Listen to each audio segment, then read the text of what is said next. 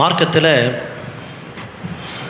தடை செய்யப்பட்ட விஷயங்கள், ஹராமாக்கப்பட்ட விஷயங்கள் என்பது இரண்டு வகையாக பிரிக்கப்படும்.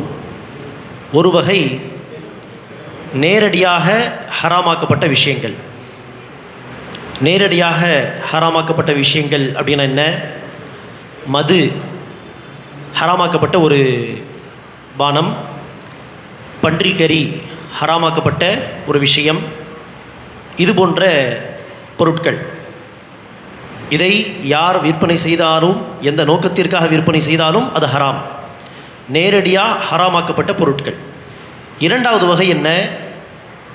இந்த குறிப்பிட்ட பொருள் அது நேரடியாக ஹராமாக்கப்பட்ட பொருள் அல்ல, ஆனால் அதை ஹராமாக்கும் விதமாக ஒரு காரணம் சேர்ந்து விட்டால் அதற்கும் ஹராம் என்கிற சட்டம் கொடுக்கப்படும். உதாரணத்திற்கு தேங்காய் ஒரு ஹலாலான பொருள், சாப்பிடலாம், விற்பனை செய்யலாம், வாங்கலாம்.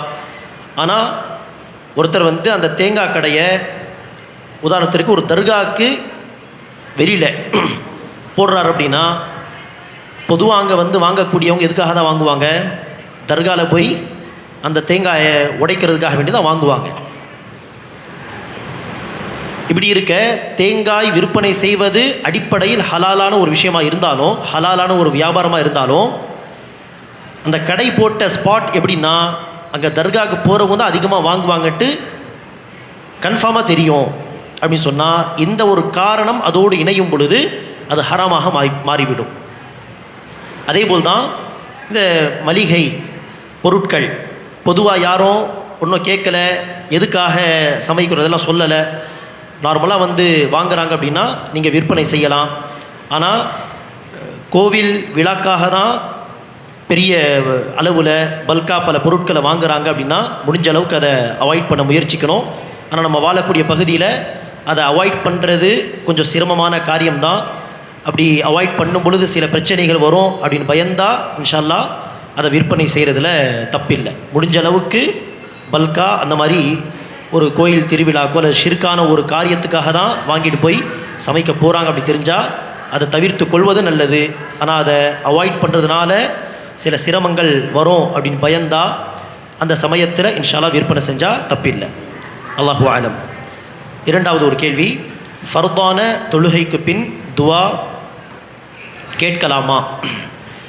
ஃபர்தான தொழுகைக்கு பிறகு நபி ஸல்லல்லாஹு அலைஹி வஸல்லம் என்ன செய்வாங்க என்பதை சஹாபாக்கள் அறிவிச்சிருக்கிறாங்க.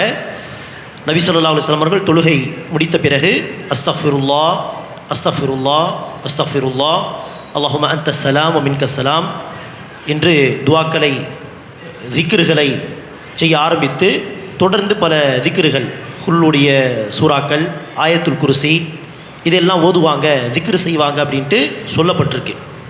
ஆனால் எந்த ஒரு ஹதீஸிலும் நபி ஸல்லல்லாஹு அலைஹி வஸல்லம் அவர்கள் தொழுகைக்கு பிறகு கையேந்தி துவா செஞ்சாங்க அப்படின்ட்டு எந்த ஒரு ஹதீஸிலும் பார்க்க முடியாது. கூட்டு துவா செஞ்சதா அது அறவே கிடையாது.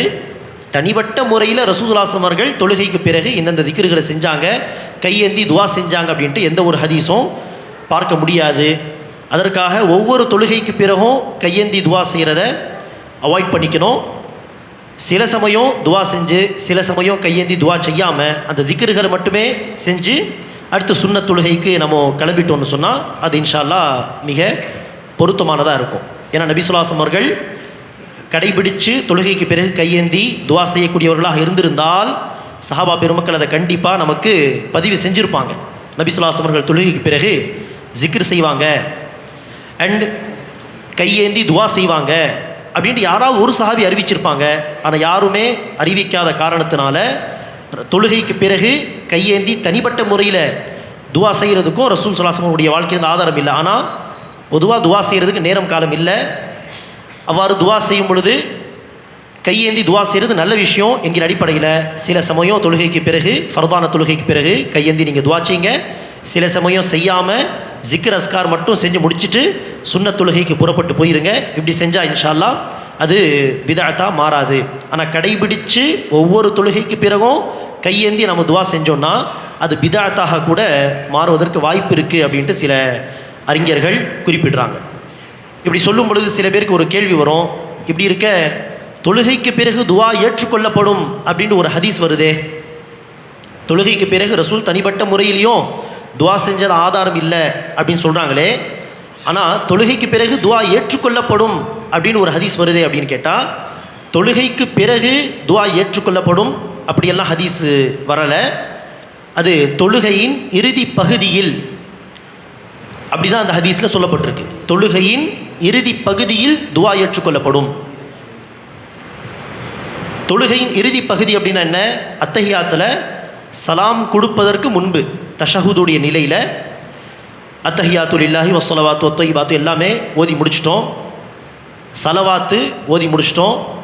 அல்லாஹும்ம இன்னி ஸலம்து அந்த துவாவை ஓதிட்டோம். அல்லாஹும்ம இன்னி அஊது பிக்க மின் அஸாபில் கப்ர் அந்த துவாவை ஓதிட்டோம். இப்போ சலாம் கொடுக்கறதா மிச்சம்.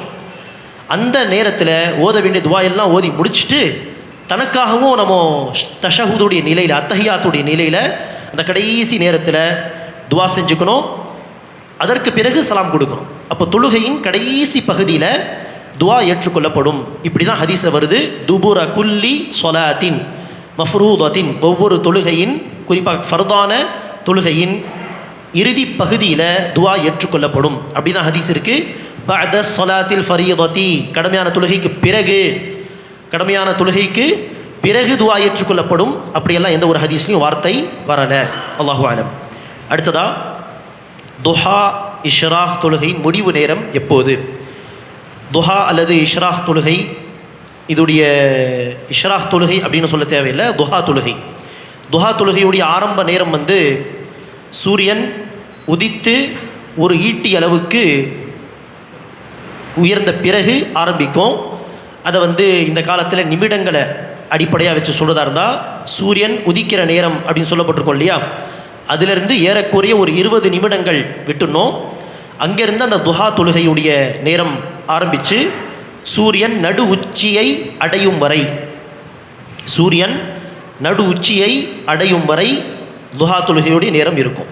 நடு உச்சியை அடைந்த பிறகு அந்த ஒரு 7-8 நிமிஷம் நஃபில் தொழுகையெல்லாம் தொழக்கூடாது. தொழுகைக்கு தடை செய்யப்பட்ட நேரம் அது. அதற்கு பிறகு சூரியன் சாய ஆரம்பிச்சிச்சுன்னு சொன்னால் அங்கே ஜுஹர் தொழுகை நேரம் ஆரம்பிச்சிடும். அப்போது சூரியன் நடு உச்சி அடைவதற்கு முன்பு வரை அந்த துஹாவுடைய நேரம் இருக்குது. இந்த இடைப்பட்ட நேரத்தில் எப்போ 2 ரக்காத் தொழுதாலும் அதற்கு உடம்பில் இருக்கக்கூடிய எல்லா மூட்டுகளுக்கு பதிலாக சதகா கொடுப்பதற்கு சமமான கூலி இன்ஷா அல்லாஹ் கிடைக்கும். அடுத்ததாக பேங்கில் போடும் இன்ட்ரெஸ்ட் பணத்தை நம்முடைய உறவினர்களுக்கு கொடுக்கலாமா? அது அவர்களுக்கு ஹராமாகுமா? நம்முடைய ஹராம் பணம் போகட்டும் நன்மை போக்கட்டும் நன்மை கிடைக்குமா? சரி, பேங்க்கில் இருந்து கிடைக்கக்கூடிய இன்ட்ரெஸ்ட் பணத்தை இப்படி கொடுக்கலாமான்னு கேட்குறாங்க.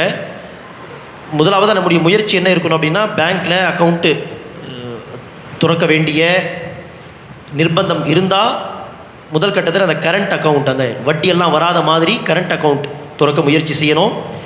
மீறி சேவிங் அக்கௌண்ட் துறக்கிற மாதிரி இருந்துச்சுன்னா நிர்பந்தம், இன்ஷா அல்லாஹ் துறக்கலாம், தப்பில்லை, நிர்பந்தம் என்கிற அடிப்படையில். அதில் வரக்கூடிய வட்டி காசை சில மார்க் அறிஞர்கள் அதை எடுக்கவே கூடாது, எவ்வளோ வட்டி காசு வந்திருக்கு அப்படின்ட்டு நமக்கு அது தெளிவாக அந்த கணக்கு என்பது தெரிஞ்சிடும். அப்போ அந்த வட்டி காசை எடுக்கவே கூடாது அப்படின்னு சில பேர் சொல்கிறாங்க. அதே நேரத்தில் சில அறிஞர்கள் அல்லது பல அறிஞர்கள் என்ன சொல்கிறாங்கன்னா, அந்த வட்டி காசை விட தேவையில்லை பேங்க்கில்.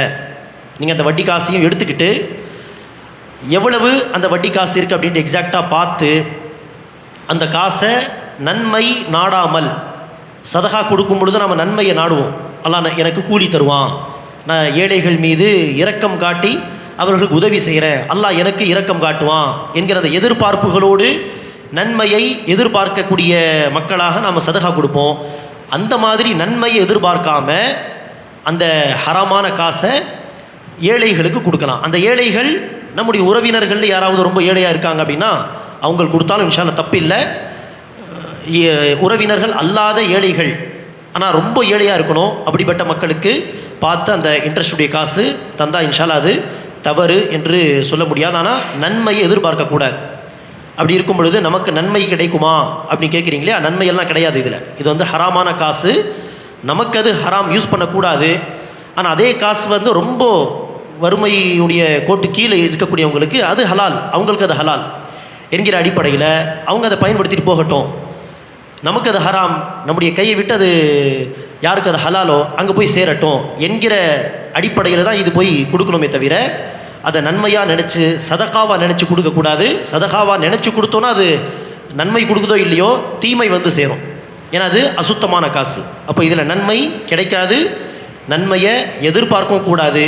அது நமக்கு ஹராமான காசு, அது மற்றவங்களுக்கு இது இன்ஷா அல்லாஹ் ஹலால் அப்படின்னு நினச்சி அது கொடுக்க முயற்சிக்கணும். அல்லது ரொம்ப பொதுவான வேலைகள், ஃபார் எக்ஸாம்பிள் இது வந்து ரோடு சரியில்லை, அந்த ரோடு போடுறதுக்கு பொருட்களை வாங்கி கொடுத்து ஒரு ரோடு போட்டுறது, இந்த மாதிரியான பொது பணிகள்லையும் அந்த காசை வந்து போட்டுடலாம் அப்படியும் சில அறிஞர்கள் சொல்கிறாங்க. அடுத்ததாக பூனை பணம் கொடுத்து வாங்கலாமா, விற்கலாமா? நபி ஸல்லல்லாஹு அலைஹி வஸல்லம் அவர்கள் ஹதீஸில் பூனை விற்பனை செய்து வரக்கூடிய அந்த காசை விட்டு தடுத்தார் அப்படின்ட்டு ஒரு ஹதீஸில் வந்திருக்கு. தடுத்தார் என்கிற அந்த விஷயத்தை சில பேர் எப்படி புரிஞ்சுக்கிறாங்கன்னா ஹராம். ரசூல் தடுத்துறாங்க அப்படின்னா அது என்னது, ஹராம் என்கிற அளவுக்கு அதை எடுத்துக்கிட்டு பூனை விற்பனை செய்கிறதும் காசு கொடுத்து அதை வாங்கிறதும் எல்லாமே ஹராம் தான். பொதுவாக ஒரு பூனை காசு கொடுத்து வாங்காமல் கிடைக்குதுன்னா அதை வளர்க்கலாம், தப்பில்லை. அதை மற்றவங்களுக்கு அப்படியே எடுத்து கொடுக்கலாம். ஆனால் காசு கொடுத்து வாங்கிறது, காசு கொடுத்து காசை வாங்கி விற்பனை செய்கிறது, இது எல்லாம் ஹராம் அப்படின்ட்டு புரிஞ்சுக்கிறாங்க. சில அறிஞர்கள் நபி ஸல்லல்லாஹு அலைஹி வஸல்லம் அவர்கள் பூனை விற்பனை செய்து வரக்கூடிய காசை விட்டு தடுத்தார் என்கிற அந்த ஹதீஸை மக்ரூ அப்படி எடுத்துக்கிறாங்க. மக்ரூ அப்படின்னா என்ன, தவிர்த்தால் நல்லது, மீறி செஞ்சால் அது குற்றம் இல்லை என்கிற தரத்தில் உள்ள ஒரு காரியம்தான் மக்ரூ எனப்படும். உதாரணத்திற்கு ஒரே மூச்சில் தண்ணி குடிக்கிறது, ஒரு டம்ளர் தண்ணி குடிக்கிறோம், ஒரே மூச்சில் குடிச்சிடுறது. இப்படி ஒரே மூச்சில் தண்ணி குடிக்கலாமா அப்படி கேட்டால் அதுக்கு என்ன பதில்? குடிக்காமல், அப்படி ஒரே மூச்சில் குடிக்காமல் இருந்து 3 தடவை பாத்திரத்துக்கு வெளியே மூச்சு விட்டு குடிக்கிறது, அதுதான் நபி வழி, நபி சுவாசம் சொல்லி கொடுத்தது. ஆனால் மீறி யாராவது ஒரே மூச்சில் குடிச்சிட்டாங்கன்னா அது ஹராம்னு சொல்கிற அளவுக்கு அதனுடைய சட்டம் இருக்கான்னு கேட்டால் இல்லை, அதை மக்ரூன்னு சொல்லுவாங்க. அந்த மாதிரி சில அறிஞர்கள் எடுத்துக்கிறாங்க இந்த சட்டத்தை. அப்போது குறைந்த சட்டம் வந்து மக்ரூ, பூனையை வாங்கிறது அல்லது விற்பனை செய்கிறது, இதோடைய குறைந்தபட்ச சட்டம் என்பது மக்ரூ. ஆனால் அதை முடிந்த வரைக்கும் நம்ம வந்து தவிர்க்கணும். குறிப்பாக இன்றைக்கி சில பேர் வந்து 20,000 30,000 இப்படியெல்லாம் காசு கொடுத்து என்ன செய்கிறாங்க, பூனையை வாங்குகிறாங்க. மனிதர்கள் பல பேர் வந்து அடிப்படை தேவைகள் கூட பூர்த்தி செய்வதற்கு அவர்களுக்கு காசு இல்லாமல் தவிக்கும் நேரத்தில் பூனை வாங்கி வளர்க்குறதுக்கு இவ்வளோ காசு போடுறது என்னது, வீண் விரயம். அதில் ஒரு பெரிய ஒரு ஃபாய்தா எல்லாம் கிடையாது. அது பூனை வாங்கி வளர்க்குறதுல என்ன ஃபாய்தா இருக்குது? நம்முடைய ஒரு இன்ட்ரெஸ்ட் அவ்வளோதான், அதில் ஒரு லாபமும் கிடையாது. அப்படி லாபம் இல்லாத ஒரு காரியத்துக்காக வேண்டி 10,000 15,000 20,000 அப்படின்னு செலவு செய்கிறது கண்டிப்பாக அது வீண் விரயம். அப்போ ஏழை மக்கள் பல பேர் இருக்க, அவங்களுக்கெல்லாம் நம்ம காசு கொடுத்து உதவி செய்யாமல் லாபம் தராத ஒரு விஷயத்துக்காக வேண்டி அவ்வளோ காசை வேஸ்ட் பண்ணுறது, அது இவ்வளவு இந்த அளவுக்கு காசு செலவு செஞ்சால் அது ஹராமில் கூட போகலாம், அல்லாஹ் நன்கறிந்தவன். அதுக்காக நம்ம வந்து பூனை வாங்குறதையும் விற்பனை செய்கிறதையும் தவிர்த்து கொள்ளணும் இன்ஷா அல்லாஹ். அடுத்த கேள்விகள் இருக்கா?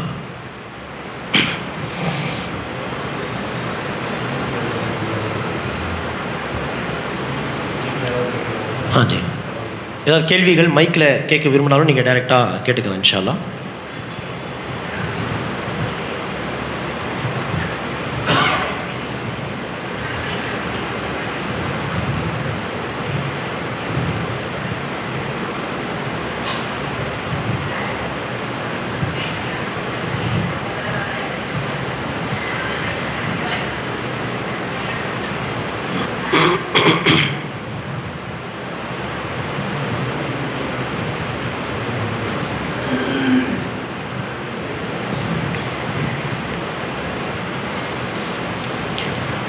அடுத்த ஒரு கேள்வி, ஒட்டகம் வளர்க்கும் இடத்தில் தொழக்கூடாது என்கிறார்கள், ஏன்? ஓகே, ஒட்டக கொட்டை அப்படின்ட்டு ஏதோ சொல்லுவாங்க. அந்த இடத்துல தொழக்கூடாது அப்படின்ற ரசூலுல்லாஹ் தடை விதிக்கிறாங்க. சஹாபா பெருமக்கள் ரசூலிடம் கேட்கிறாங்க, ஒட்டகம் வளர்க்குற இடத்துல தொழலாமா அப்படி கேட்க நபி ஸல்லல்லாஹு அலைஹி வஸல்லம் அவர்கள் இல்லை, தொழக்கூடாது. அடுத்து ஆட்டு குட்டாயில் தொழலாமா அப்படி கேட்க நபி ஸல்லல்லாஹு அலைஹி வஸல்லம் அவர்கள் ஆம், தொழலாம், தொழுங்கள் அப்படி சொன்னாங்க. அப்போ ஆடு வளர்க்குற இடத்துல தொழலாம் அப்படின்ட்டு அனுமதி கொடுத்த நபி ஸல்லல்லாஹு அலைஹி வஸல்லம் அவர்கள் ஒட்டகம் வளர்க்குற இடத்துல ஏன் தொழக்கூடாதுன்னு தடை விதிச்சாங்க? அதுக்கு காரணம் அதோடைய சிறுநீர் அல்லது விட்டை இதெல்லாம் அசுத்தம் என்பது கிடையாது. ஏன்னா இந்த வளர்க்குற அல்லது உண்ண தகுந்த ஹலாலாக்கப்பட்ட விலங்குகள், அது ஒட்டகமாக இருக்கட்டும் அல்லது ஆடு மாடாக இருக்கட்டும், அதோடைய சிறுநீர் அல்லது விட்டை போன்ற விஷயத்தில் சரியான கருத்து அது அசுத்தம் கிடையாது என்பது தான். அது என்ன தான் அந்த விலங்குகளுடைய மலஜலமாக இருந்தாலும் அது மார்க்க ரீதியாக அது அசுத்தம் என்கிற அந்த வகையில் வராது. எனவே தான் ரசூலுல்லாஹ் ஆடு வளர்க்குற இடத்துல தொழும்படி கட்டளையிட்டாங்க. அண்ட் அந்த காலத்தில் கீழே பாய் விரித்து இல்லை ஒரு முசல்லா போட்டு தொழுகிற பழக்கம் எல்லாம் கிடையாது. பெரும்பாலும் தரையில் தான் தொழுவாங்க. அப்படி இருக்க பொதுவாக ரசூல் சொல்லூஃபி மராபியுதுல் கனம், ஆட்டுக்குட்டாயில் நீங்கள் தொழுங்கள் அப்படின்னு சொல்லும் பொழுது கண்டிப்பாக அங்கே சிறுநீர் இருக்கும், அங்கே அதோடைய விட்டையெல்லாம் இருக்கும். இருந்தாலும் ரசூல் அதை என்ன செய்யலை, பார்த்து தொழுங்க, கொஞ்சம் தள்ளி தொழுங்க அப்படிலாம் ஒன்றும் சொல்லலை. அப்போ அது சுத்தமானது, இன்ஷா அல்லாஹ் பிரச்சனை இல்லை. அப்போ ஒட்டக கொட்டாயில் தொழக்கூடாதுன்னு சொன்னதுக்கு அதோடைய சிறுநீர் அங்கே இருக்கும் என்பது காரணம் அல்ல. ஏன்னா ரசூலுல்லாஹ் அவர்கள் ஒரு கூட்டம் வந்துச்சு, ஒக்குல் உரைனா அப்படின்ட்டு 2 கோத்திரங்கள் மதீனாவுக்கு அவங்க இஸ்லாத்தை ஏற்கிறாங்க. மதீனாவில் தங்கியிருந்த அந்த சில நாட்களில் அந்த கூட்டத்துக்கே வயிறு வலி ஏற்படுது. எல்லாருக்கும் வயிறு வலி. ரசூல் கிட்ட முறையிட்ட பொழுது ரசூல் சொன்னாங்க, அங்கே பைத்துல் மாலுக்கு சொந்தமான ஒட்டகம் எல்லாம் கட்டப்பட்டிருக்கு, அந்த இடத்துல போய் அங்கே தங்கியிருந்து ஒட்டகத்தின் பாலையும் அதில் சிறுநீரையும் கலந்து குடிங்க அப்படின்ட்டு ஒரு வைத்தியமாக ரசூலுல்லாஹ் அதை சொன்னாங்க. அதை குடித்த பிறகு அவங்களுக்கு அந்த வயிறு வலியும் போயிருச்சு அப்படின்ட்டு சஹீஹ் புகாரியுடைய இன்னும் பல ஹதீஸ் கிரந்தங்களுடைய ஹதீஸில் பார்க்குறோம். அப்போது ஒட்டகத்தின் சிறுநீர் என்பது பிரச்சனை கிடையாது. அப்போ இங்கே வேற ஒரு காரணம், அது என்ன அப்படின்னா அல்லாஹ் நன்கறிந்தவன்.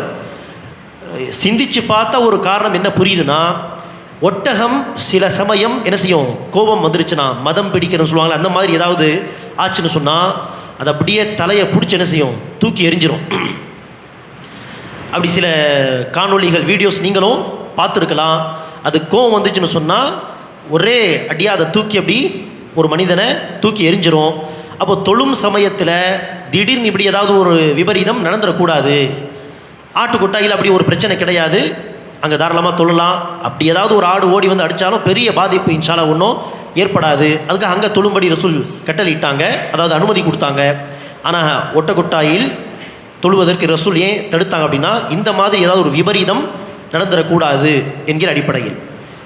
அண்ட் ஒட்டகத்துக்கு அப்படி ஒரு கோபம் வரும் அப்படின்ட்டு ஹதீஸ்லேயும் சொல்லப்பட்டிருக்கு. அடுத்ததாக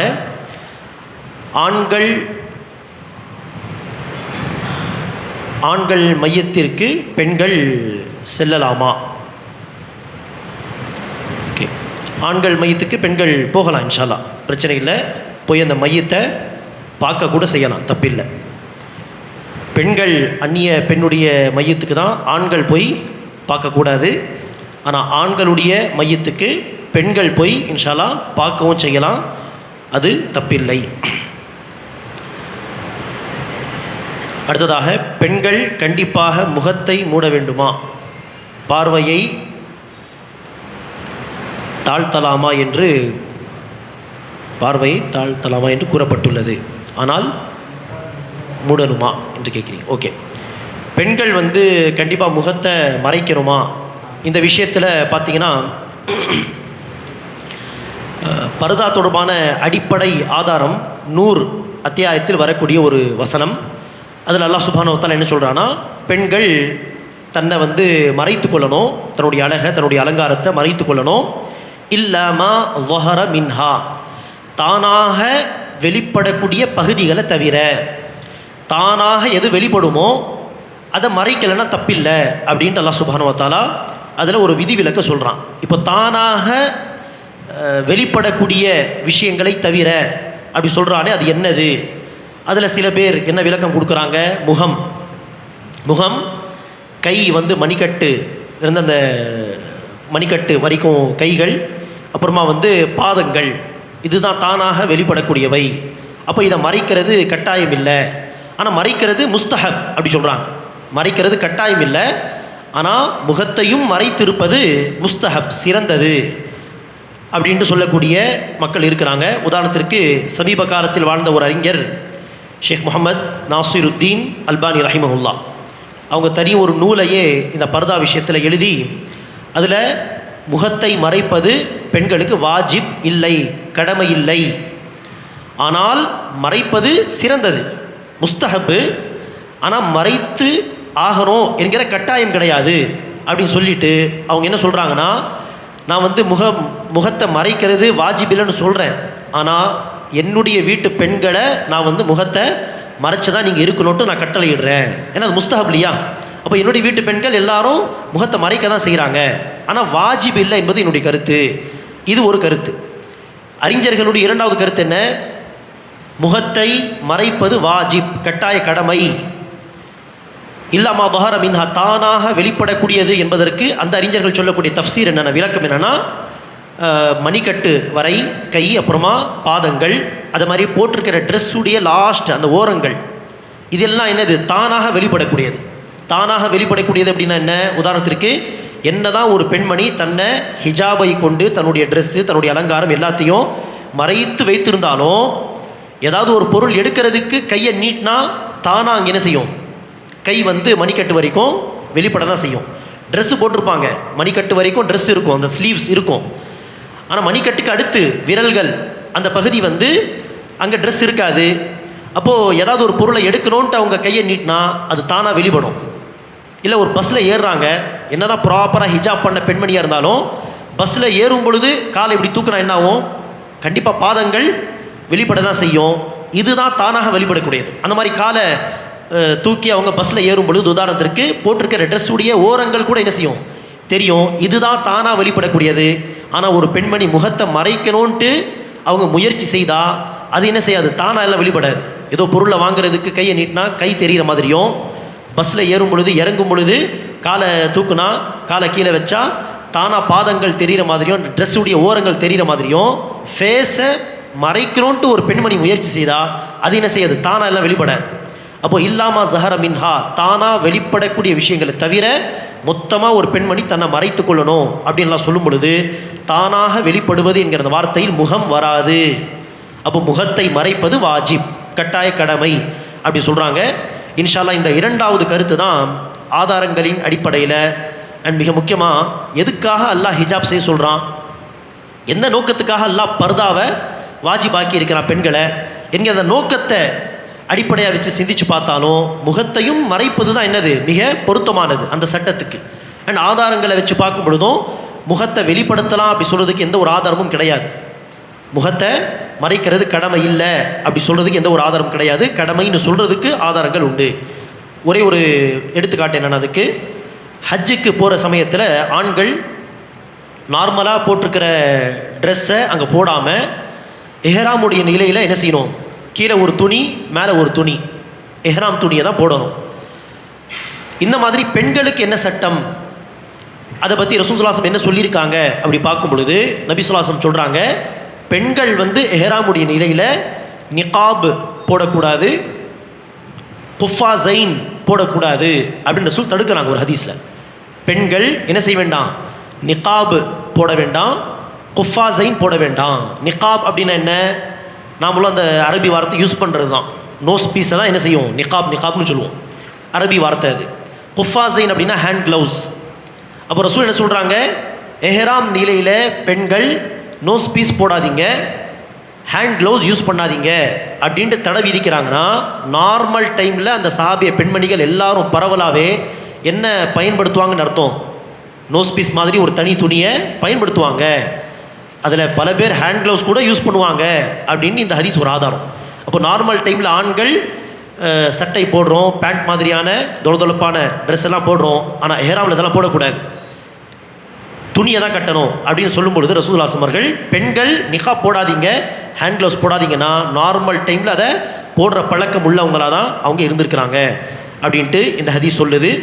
அண்டு இந்த செய்தியை சொல்லும் பொழுது ஆயிஷா ரலியல்லாஹு அன்ஹா சொல்கிறாங்க, இப்படி நோஸ் பீஸ் போடக்கூடாதுன்னு ரசூல் சொன்னதுனால இஹ்ராமுடைய நிலையில் ஆண்கள் வராங்க நம்மளை நெருங்கி அப்படின்னு நமக்கு தெரியும் பொழுது, கடந்து போகிறாங்க அப்படி தெரியும் பொழுது தன்னுடைய முகத்திரையை அந்த தாவணியை வந்து இழுத்து நம்ம என்ன செய்வோம், அதை கொண்டு தன்னுடைய முகத்தை மறைத்துக் கொள்வோம். அங்கேயும் முகத்தை காட்ட மாட்டாங்க, நோஸ் பீஸ் போடக்கூடாது, அதுதான் சட்டம். மற்றபடி அந்த போட்டிருக்கிற முந்தானையை இழுத்து என்ன செய்வாங்க, தன்னுடைய முகத்தை நாங்கள் மறைத்துக் கொள்வோம் அப்படின்ட்டு நான் மறைத்துக் கொள்வேன் அப்படியும் சொல்லலை, நாங்கள் அப்படின்னு பொதுவாகவே பெண்கள் சார்பாக ஆயிஷா ரலியல்லாஹு அன்ஹா குறிப்பிடுறாங்க. இப்படி பல ஆதாரங்களை வச்சு பார்க்கும் பொழுது இன்ஷா அல்லாஹ் முகத்தை மறைப்பது வாஜிப் என்பது தான் இன்ஷா அல்லாஹ் சரியான கருத்து. இப்போ சில பேர் என்ன செய்கிறாங்க, இந்த காலத்தில் முகத்தை மறைக்கிறது ஹராம் அப்படின்லாம் சொல்லுவாங்க. இது ரொம்ப பிதாத்தான ஒரு கருத்து சொல்லப்போனால். அதுக்கு அவங்க ஆதாரமெல்லாம் காட்ட முடியாது ஹராம்னு சொல்கிறதுக்கு, காரணங்கள் சொல்லுவாங்க.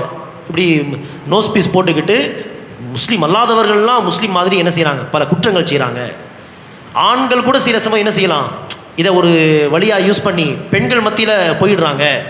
அப்படியெல்லாம் காரணம் சொல்லி அதை ஹராம்னு சொல்கிறது சரியில்லை. அப்படி பார்த்தா பல ஹராமான விஷயங்களுக்கு நல்ல பல காரணங்கள் சொல்லி அதை ஹலால்னு மாற்ற முயற்சிக்கலாம், அல்லது பல ஹலாலான விஷயங்களுக்கு இப்படி பல காரணங்களை சொல்லி அதை ஹராம்னு சொல்ல முடியும்.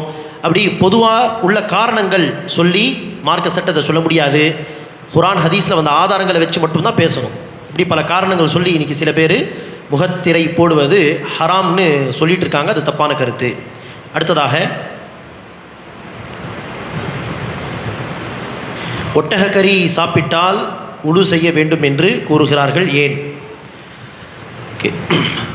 ஒட்டகக்கறி ஏற்கனவே சொன்னோம் இல்லையா, ஒட்டகத்தோடு ஷைத்தானுடைய ஒரு இது, அந்த ஷைத்தானிய தன்மை ஒட்டகத்துக்கு இருக்குது என்கிற மாதிரி ஒரு செய்தி இருக்குது, ஹதீஸ் இருக்குது. எனவே தான் சம்டைம்ஸ் அதுக்கு கோவம் வந்துருச்சுன்னு சொன்னால் போட்டு தூக்கி எரிஞ்சிரும் அப்படின்னு சொன்னோம் இல்லையா. அதே ஹதீஸை அடிப்படையாக வச்சு தான் இதற்கும் காரணம் சொல்லப்படுது.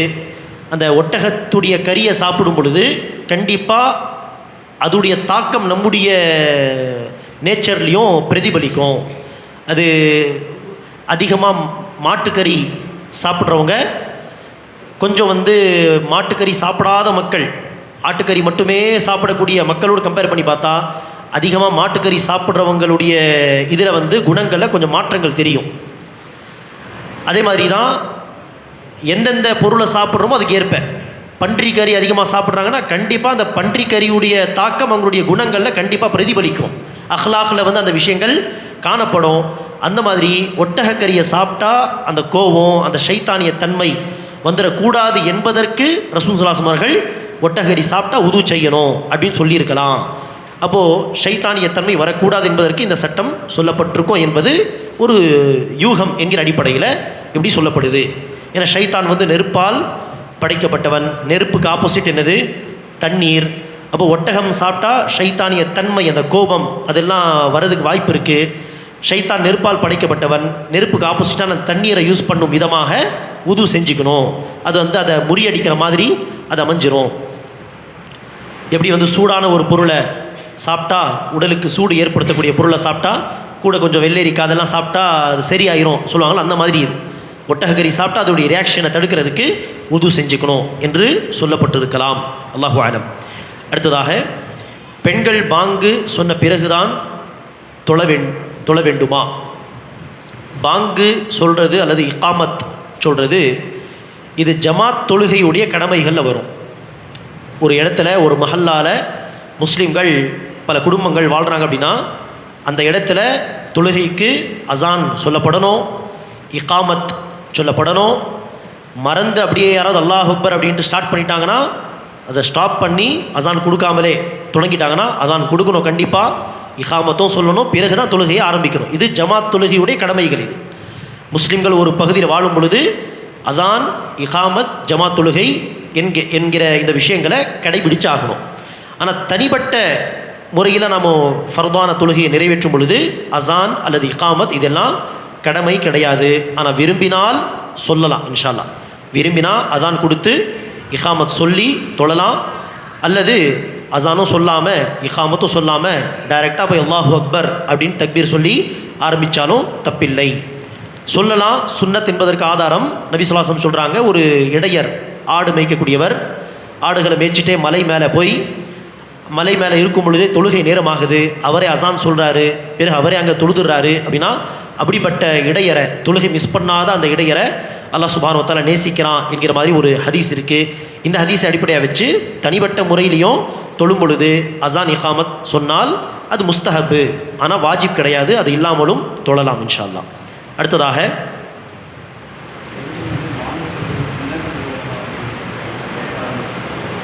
பாங்கு சொன்ன பிறகு தான். ஓகே, அந்த மாதிரி கேட்குறாங்க. பள்ளிவாசலுடைய பாங்கு. சரி சரி, பள்ளிவாசலில் பாங்கு சொல்லப்பட்ட பிறகு தான் தொழ வேண்டுமா அந்த மாதிரி கேட்குறாங்க. இதுக்கு பதில் வந்து பள்ளிவாசலுடைய பாங்கு என்பது சில இடங்களில் ஆரம்ப நேரத்திலேயே கரெக்டாக கொடுத்துருவாங்க. இப்போது தொஹருடைய டைம் வந்து 12:10 அப்படின்னா 12:10க்கு அதான் கொடுத்துருவாங்க. அசருடைய டைம் வந்து 3:32 அப்படின்னா உதாரணத்திற்கு கரெக்டாக அந்த டைமில் அசான் கொடுத்துருவாங்க. அந்த மாதிரி பள்ளிக்கு பக்கத்தில் நீங்கள் இருக்கீங்கன்னா அந்த அசான் கொடுத்த பிறகே நீங்கள் தொழுங்க. ஏன்னா அந்த அசான் ஆரம்ப நேரத்தில் தான் எக்ஸாக்டாக கொடுக்கப்படுது. ஆனால் எந்த பள்ளிவாசலில் ஆரம்ப நேரத்தில் அசான் கொடுக்கறத கடைபிடிக்கலையோ அங்கே வந்து ஒரு ஃபிக்ஸட் டைம் இருக்கும். அது ஜொஹருடைய ஆரம்ப டைம் 12:10 12:15 அப்படி மாறினாலும் அங்கே எப்போவுமே ஜொஹர் அசான் 12:30 தான் கொடுக்கப்படும். அப்படி இருந்துச்சுன்னா நீங்கள் அந்த அசான் கேட்ட பிறகு தான் தொழுகிற கட்டாயம் கிடையாது.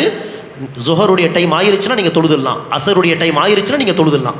அதுக்கு நீங்கள் இந்த காலத்தில் அப்ளிகேஷன்ஸ் எல்லாம் இருக்குது. அதில் அத்தன்டிக்கான அப்ளிகேஷன் பார்த்து கூட நீங்கள் என்ன செய்யலாம், தொழுகையோடைய நேரங்களை பார்த்து அசான் கொடுக்கப்படுதோ இல்லையோ நேரம் ஆச்சுன்னா நீங்கள் தாராளமாக தொழலாம். அசானுக்கு பிறகு தான் தொழ வேண்டும் என்கிற கட்டாயம் கிடையாது. அடுத்ததாக ஜகாத், நகைக்காக வருடம் வருடம் ஜகாத் கொடுக்க வேண்டுமா? ஓகே, நம்முடைய பகுதியில் இது வந்து ஒரு பரவலாக பேசப்படுற ஒரு சட்டம். இப்போ இதில் பார்த்தீங்கன்னா நீங்கள் ஒரே ஒரு ஹதீஸ் போதுமானது. இப்போ நான் சொல்லக்கூடிய ஹதீஸ் வந்து ஆதாரபூர்வமான ஹதீஸ் அப்படின்ட்டு ஹதீஸ் துறை வல்லுநர்கள் அதை அங்கீகரிக்கிறாங்க. இந்த ஒரு ஹதீஸே இந்த கேள்விக்கான பதில் என்ன என்பதை புரிஞ்சுக்கிறதுக்கு போதுமானது இன்ஷா அல்லாஹ். என்னென்னா ரசூலுல்லாஹி ஸல்லல்லாஹு அலைஹி வஸல்லம் ஒரு யமன் நாட்டை சார்ந்த ஒரு பெண்மணி, இஸ்லாத்தை தழுவி இருக்கிறாங்க அவங்க. அந்த பெண்மணியை அந்த பெண்மணியுடைய மகளோடு ரசூல் வந்து பார்க்குறாங்க. அந்த பொண்ணுடைய கையில் பார்த்தா குண்டு குண்டா 2 வளையல்கள் இருந்தன. அதை பார்த்த ரசூலுல்லாஹி ஸல்லல்லாஹு அலைஹி வஸல்லம் அந்த தாயை பார்த்து கேட்குறாங்க, ஹல் துஅத்தீன ஜகாத்தஹா, இந்த வளையல்களுக்கான ஜகாத்து நீங்கள் கொடுப்பதுண்டா அப்படி கேட்டதுக்கு அந்த சஹாபிய பெண்மணி, இல்லை யா ரசூலல்லாஹ், நீங்கள் ஜகாத் கொடுக்கலனா அல்லாஹ் வந்து இதற்கு பதிலாக உங்களுக்கு, ஏன்னா அந்த சின்ன பொண்ணுடைய வளையல்களுக்கு ஜகாத் கொடுக்க வேண்டிய பொறுப்பு தாய்க்கு தானே இருக்குது. எனவே தாயை பார்த்து ரசூல் சொல்கிறாங்க, நீங்கள் இதற்கான ஜகாத்தை கொடுக்கலன்னா நெருப்பால் ஆன வளையல்களை அல்லாஹ் நரகத்தில் உங்களுக்கு அணிவிப்பானே, அது உங்களுக்கு ஓகேவா அப்படி சொன்னதும் பயந்த அந்த பெண்மணி உடனே அந்த வளையல்களையே கழட்டி ரசூல் கையில் கொடுத்துட்டாங்க. இது நீங்களே ஏழைகளுக்கு கொடுத்துருங்க யார சொல்லலாம். அப்போ இந்த ஹதீஸில் நம்ம கவனிக்க வேண்டிய வார்த்தை என்னென்னா, அந்த பெண்மணியை பார்த்து ரசூல் கேட்ட கேள்வி என்ன, இந்த வளையல்களுக்கான ஜகாத்தை நீங்கள் கொடுப்பதுண்டா, ஹல் துஅத்தீன ஜகாத்தஹா.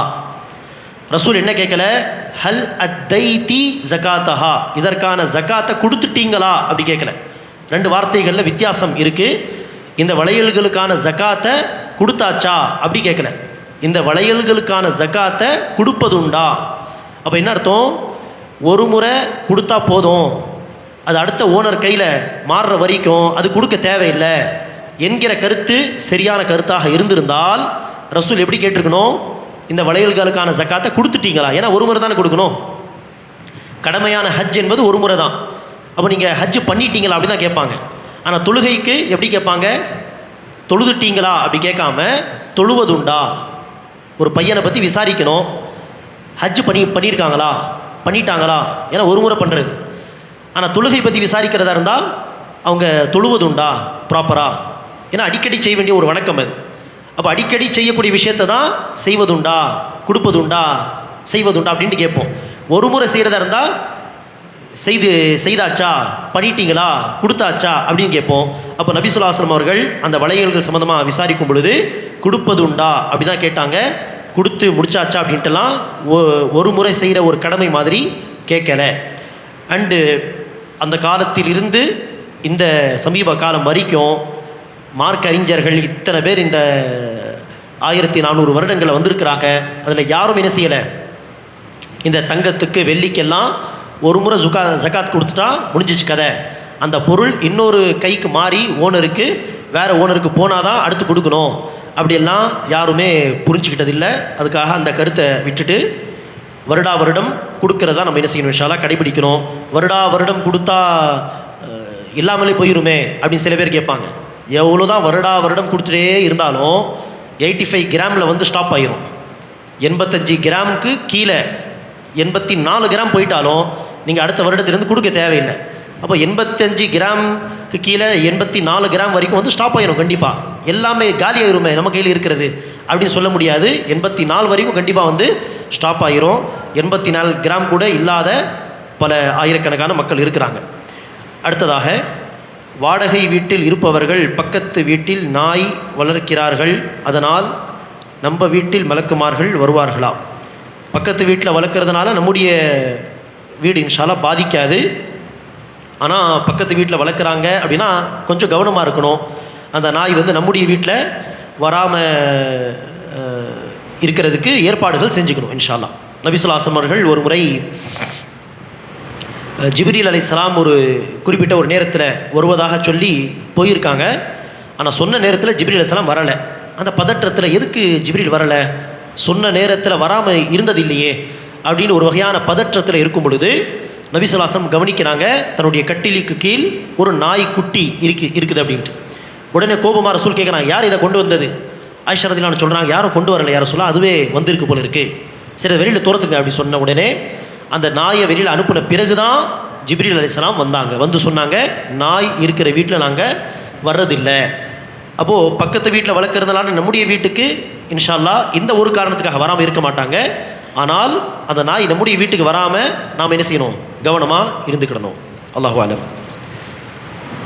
இருக்கு குர்பானி கொடுக்கும் பொழுது குடும்ப தலைவர் மட்டும் நகம் முடி வெட்ட வேண்டுமா அல்லது வெட்டாமல் இருக்க வேண்டுமா? வெட்ட வேண்டுமான்னு கேட்டிருக்கீங்க. வெட்டாமல் இருக்க வேண்டுமா அல்லது குடும்பத்தில் உள்ள அனைவரும் நகம் முடி வெட்டக்கூடாதா? அப்போ குடும்ப தலைவர் ஒருத்தருக்கு உள்ள சட்டம் தான் இது. குடும்பத்தில் 10-20 பேர் இருக்கட்டும், ஆனால் குடும்ப தலைவர் தான் காசு செலவு செஞ்சு குர்பானி கொடுக்குறாருன்னா அந்த தலைவர் மாத்திரம் பிறை ஜில்ஹிஜா பிறை பார்த்ததிலிருந்து குர்பானி கொடுத்து முடிக்கிற வரைக்கும் முடி கலைக்கக்கூடாது, நகம் வெட்டக்கூடாது. மற்ற மெம்பர்ஸ் எல்லாம் தாராளமாக செய்யலாம், அது அவங்களுக்குரிய சட்டம் கிடையாது. அடுத்ததாக, குடும்பத்தில் நெருங்கிய உறவு அவர்கள் தர்கா செல்பவர்கள் அவர்களின் வீட்டு திருமணத்திற்கு செல்லலாமா? தர்காவுக்கு போகிறதுக்கும் அவங்க வீட்டு திருமணத்துக்கு போகிறதுக்கும் டைரெக்டாக கனெக்ஷன் கிடையாது. தர்கா போகிறவங்க என்ன டைரெக்டாக காஃபிரா இருக்கிறவங்களுடைய திருமணத்துக்கும் போகலாமா அப்படின்ட்டு, அவங்க காஃபிரா இருக்காங்க ஸோ திருமணத்துக்கு போகலாமா அப்படின்ட்டு கேட்க தேவையில்லை. இந்த திருமணத்துக்கு போகிறதோ அல்லது அவங்களுடைய கிஃப்ட் ஏதாவது வாங்குறதோ மற்ற நிகழ்ச்சிகளில் கலந்து கொள்கிறதோ, இதில் முக்கியமாக பார்க்க வேண்டியது 2 விஷயங்கள். ஒன்று, அந்த ஃபங்க்ஷனுக்கும் தப்பான கொள்கைக்கும் ஏதாவது தொடர்பு இருக்கா அப்படி பார்க்கணும். தப்பான ஏதோ ஒரு கொள்கையின் அடிப்படையில் ஏதோ ஃபங்க்ஷன் வைக்கிறாங்க, தப்பான ஒரு சடங்கு அல்லது தப்பான கொள்கை அடிப்படையில் அதை வைக்கிறாங்கன்னா அதில் நம்ம கலந்து கொள்ளக்கூடாது. சரி, அப்படியெல்லாம் இல்லை, நார்மலாக ஒரு திருமண ஃபங்க்ஷன் தான் அல்லது புது வீடு கட்டியிருக்காங்க, விருந்து வச்சுருக்காங்க, அப்படி தான் அப்படி சொன்னால் அதில் என்ன கவனிக்கணும்னா, ஹலாலான சம்பாத்தியமா, கூப்பிட்டவங்களுடைய சம்பாத்தியம் ஹலாலானதா அப்படின்னு பார்க்கணும். ஹலாலான சம்பாத்தியம் இருந்தால் அவங்க காஃபிராக இருந்தாலும் போகலாம், அவங்க முஸ்லீமாக இருந்தாலும் போகலாம். ஹராமான சம்பாத்தியமாக இருந்தால் அல்லது அது தப்பான கொள்கையின் அடிப்படையில் ஏதோ ஒரு நிகழ்ச்சி அமைக்கப்பட்டிருக்கு அப்படி இருந்தால் அவங்க முஸ்லீமாக இருந்தாலும் போகக்கூடாது, ஹராமாக இருந்தால் அவங்க காஃபிராக இருந்தாலும் அந்த நிகழ்ச்சிக்கு போகக்கூடாது, அங்கே சாப்பிடக்கூடாது. அப்போது தர்கா போகிறது ஒரு பக்கம், ஆனால் அவங்களுடைய சம்பாத்தியம் ஹலால்னா இன்ஷா அல்லாஹ் அந்த திருமணத்தில் கலந்து கொள்ளலாம். இது இந்த டைரெக்டாக அந்த சம்பாத்தியம் தொடர்பான ஒரு பதில். மற்றபடி அந்த திருமணத்தில் வேறு சில பிரச்சனைகள் இருக்குது அப்படின்னா அதை அவாய்ட் பண்ணுற மாதிரி ஆகும். உதாரணத்திற்கு திருமணத்தில் நிறைய பாட்டு ஓடுது உதாரணத்திற்கு அப்படின்னா, பாட்டு டான்ஸ் இருக்கிறதுனால அங்கே அந்த இடத்துக்கு போகிறது ஹராமாகலாம். ஆனால் பேசிக்கலி சம்பாத்தியத்தை நம்ம பார்க்கணும். அடுத்ததாக துஹா எத்தனை ரக்காத் தொழ வேண்டும்? துஹா தொழுகை குறைந்தது 2 ரக்காத். அந்த 2 ரக்காத்துக்கு தான் ரசூலுல்லாஹி ஸல்லல்லாஹு அலைஹி வஸல்லம் அந்த சிறப்பை சொல்லியிருக்காங்க. குல்லு சொலாமா மினன் நாசி அலைஹி சதகா, மனிதனுடைய ஒவ்வொரு மூட்டுக்கு பதிலாக ஒரு சதகா கொடுப்பது அவசியம். அப்படி துஹா தொழுகையுடைய 2 ரக்காத் தொழுதால் அந்த 360 மூட்டுகளுக்கும் கொடுக்க வேண்டிய சதகாவுக்கு அது ஈடாக அமையும் அப்படி சொன்னாங்க. அப்போ குறைந்தது 2 ரக்காத், அதிகபட்சம் 8 ரக்காத், 2 2 2 2 அப்படின்ட்டு 8 ரக்காத் கூட தொழலாம். அப்படியும் ஒரு ஹதீஸ் இருக்குது.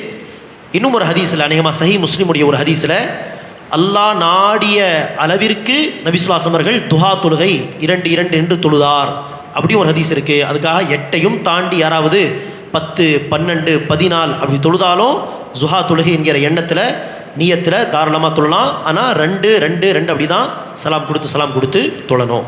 அல்லாஹு அலம். முடிச்சுக்கலாம் இன்ஷா அல்லாஹ். சரி, இந்த கேள்விகளோடு இந்த கேள்வி பதில் நிகழ்ச்சி நிறைவு பெறுகிறது இன்ஷா அல்லாஹ். ஆரம்பத்தில் சொன்னது போல் மார்க்க கல்வியை தேடுவதற்காக இப்படிப்பட்ட வாய்ப்புகளை பயன்படுத்தி கொள்ளுங்கள். மார்க்க கல்வியை அடிப்படையாக கொண்டுதான்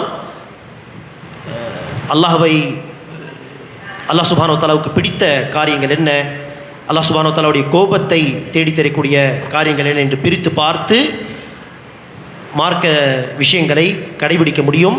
மார்க்க கல்வி இல்லையெனில் பல பிதஅத்தான அனாச்சாரங்களையும் மார்க்கமாக நினைத்து நாம் ஆர்வத்தோடு செய்வோம், நன்மையும் கிடைக்காது. மாறாக பெரிய பாவிகளாக, குற்றவாளிகளாக அல்லாஹ்வுக்கு முன்னால் நிற்கக்கூடியவர்களாக நாம் ஆகிவிடுவோம். எனவே மார்க்க கல்வி தேடுவது மிக மிக அவசியம் என்பதை புரிந்து கொண்டு ஒவ்வொரு வாரமும் தவறாமல் இப்படிப்பட்ட நிகழ்ச்சிகளில் கலந்து கொள்ளுங்கள்.